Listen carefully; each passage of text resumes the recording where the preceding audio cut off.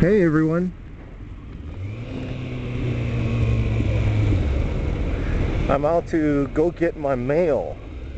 I usually have mail out in my mailbox. I have my things there because I usually don't have space at home to pick it up. What I mean by that is my mailbox at home is too small. It's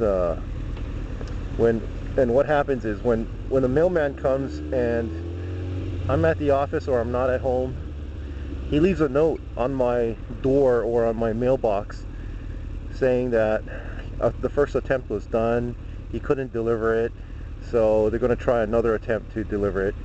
And a lot of times there's this thing, like they'll go up to 3 times, make 3 attempts, and then finally they'll leave it at the post office or wherever it is, wherever it came from, and I have to go retrieve it on their terms during their business hours.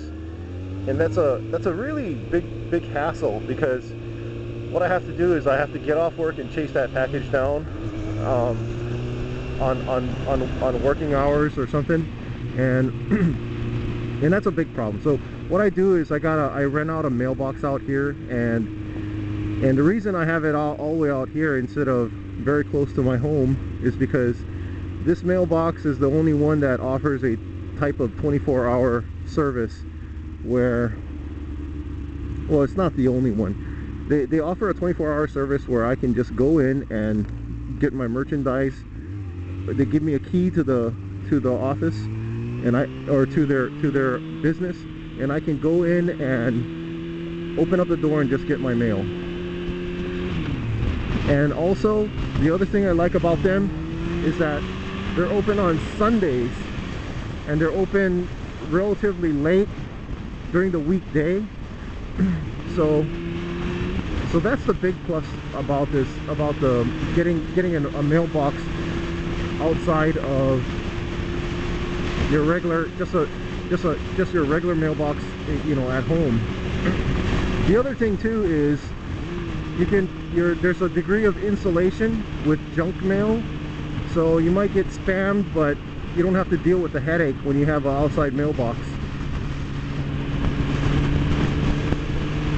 Alright, I got a comment saying that a lot of my videos sounded rehearsed, and it sounds more or less, when I was pissed off, it sounded more natural, it was more me.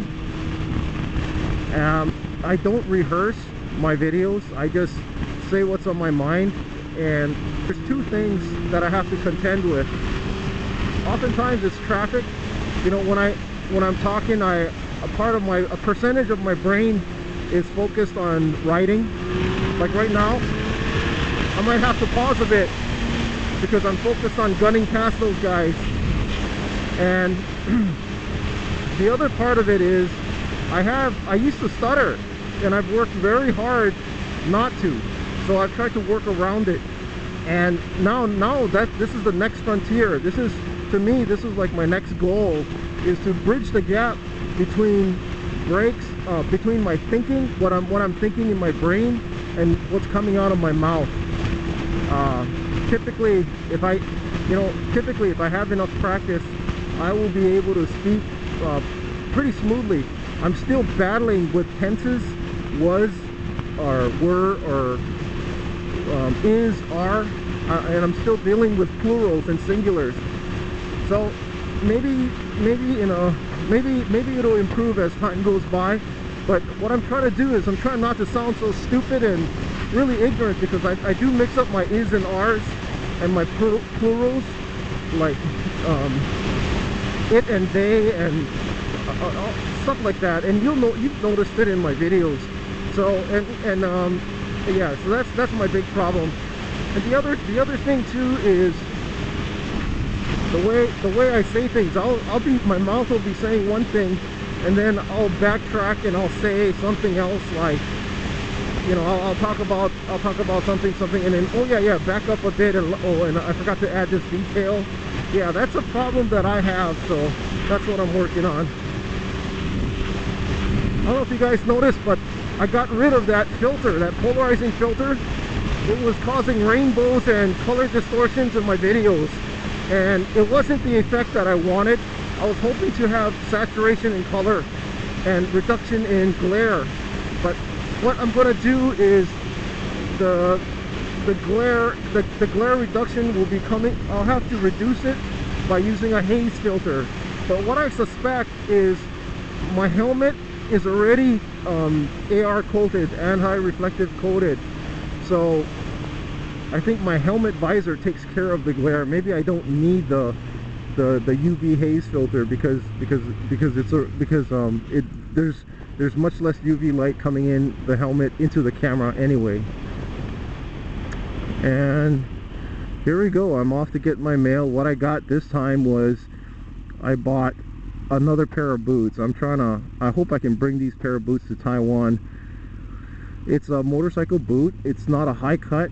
It's low cut, meaning it doesn't go halfway up the shin. It's above the ankle. It's definitely above the ankle. I think the model is a Tourmaster Response SC. And actually I have a pair of motorcycle boots called the Diodora Hurricanes, and the Hurricanes, I don't know, I think it's just too tight. It just doesn't work for me, and that's no good. That's a tough thing when you're buying shoes, especially if you got wide feet. When you buy shoes unseen, then you take the risk of not fitting into it correctly. Okay, no birds, didn't get bombed. Alrighty, gotta get gas. I'm surprised my fuel has crapped out so early. Like, I have to get fuel so soon. I think it's because I went up to Tantalus, and because of the hills I used up a lot of gas, so I gotta get gas right away after this. Okay, what else did I get? I got a vest called a Tumi travel vest. And the problem with travel is whenever you go through the security checkpoints, it's a real bitch. Whenever you got to unload your pockets, your coins, your keys, your wallet, your passport, your boarding pass, your glasses, and then you got to put it all back together. So what I'm going to do is I'm going to put it in the vest. This vest is designed for travel. It's almost like a photographer's vest. You put everything in there, you just take the vest off, put it in the tray, put it through the x-ray scanner. Yeah, so that's the plan. That's what I got. I bought a Tumi vest.